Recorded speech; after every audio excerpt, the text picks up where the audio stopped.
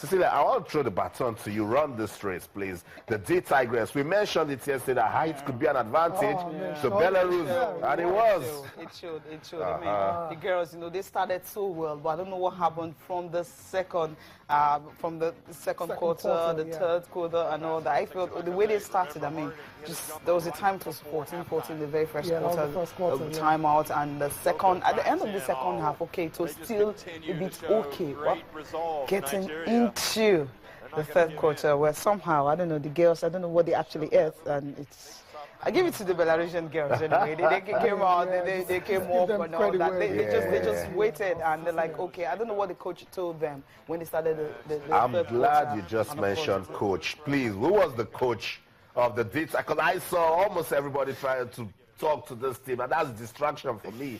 Yes, who was the coach, Cecilia? Okay, we know they have a technical advisor, they have a coach, and of course they have a assistant coach and everything. We know Scott But one man was clearly in charge. Exactly, that was the technical advisor. We're trying to he's Italian. And we didn't know when I was actually appointed, although when the list was actually released, we saw a name of a foreign name, not part of the coaching crew actually were in Cameroon, when they were trying to seek it for the African championships and all that. Well, at the end of the day, I think maybe NBBF decided to see, okay, let's just add one, technical person to the crew, for them to have a better outing. Maybe that's why they decided to include a technical advisor added with the coach. But he was actually calling the shots. And Scott Naji was just sitting on the bench. So towards the final quarter, we actually saw him trying to talk. Olumide Oyedeji also was also there with the girls. So they just have a reason for that. They just wanted them to qualify, and that's why they have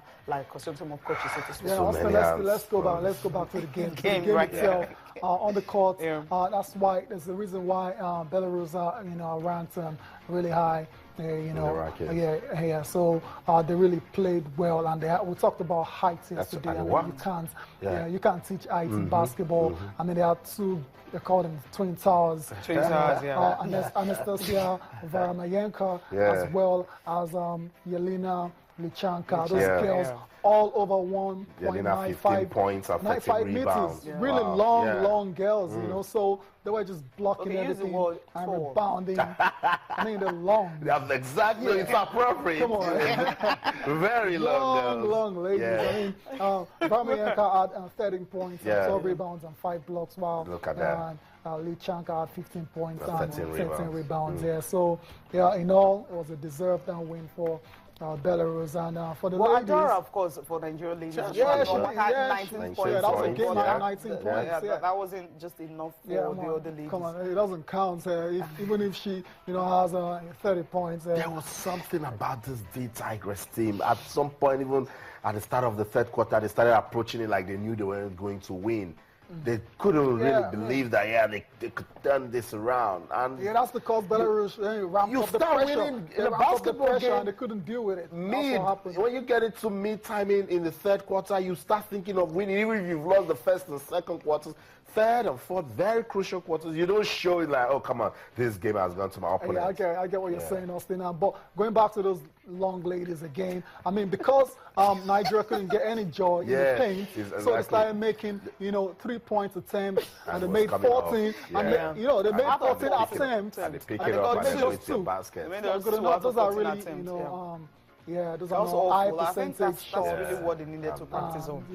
So anyway, that's over now. They'll play Korea today. They've got a big Korea, and hope Belarus beat Korea as well to have a chance of staying in the race.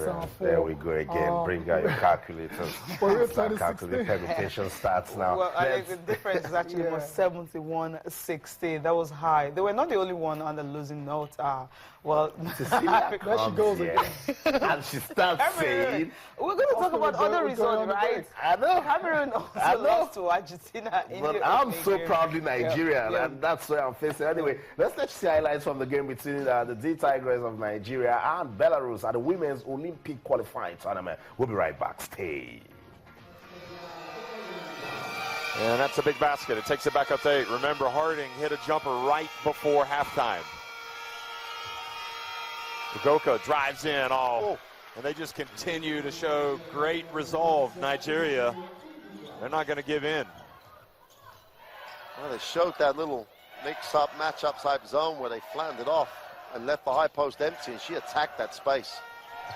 Now to Lushenko. And Snitsina. How many times are you going to see your low post threat like Lushenko? That's big for a couple of reasons, because they really need Snitsina to get involved. And nice answer that time from Elonu, and finally Nigeria knocked down a 3. Well, you said sooner or later they would start to make, and definitely great execution. Well, Vermainka's going to put up a 3 and drill it. How about that? And that's a big basket. It takes it back up to 8. Remember, Harding hit a jumper right before halftime. Ugoka drives in. And they just continue to show great resolve. Nigeria, they're not going to give in. Well, they showed that little mix-up, match-up type zone where they flattened it off and left the high post empty, and she attacked that space. Now to Lushenko. And Snitsina. How many times are you going to see your low post threat like Lushenko?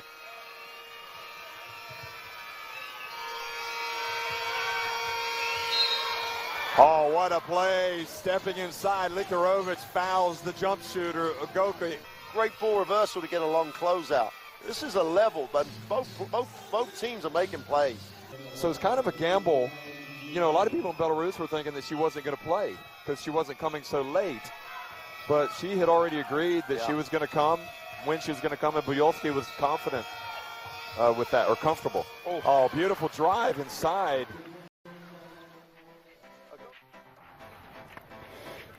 So that was how the Twin Towers from Belarus stopped Nigeria's D Tigers from winning their first game at the Women's Olympic qualifying tournament. You know what? We're not going to give up. That's the Nigerian spirit. The D Tigers will come out today. They will put up a good fight, hopefully beat Korea, and then we'll keep hope alive. So keep supporting the D Tigers. Let's send them good. Let's send them goodwill messages. Come on, let's use the hashtag Keep the Hope Alive for the D Tigers of Nigeria. They need to be at the 2016 Rio Olympics. Let's come back home now.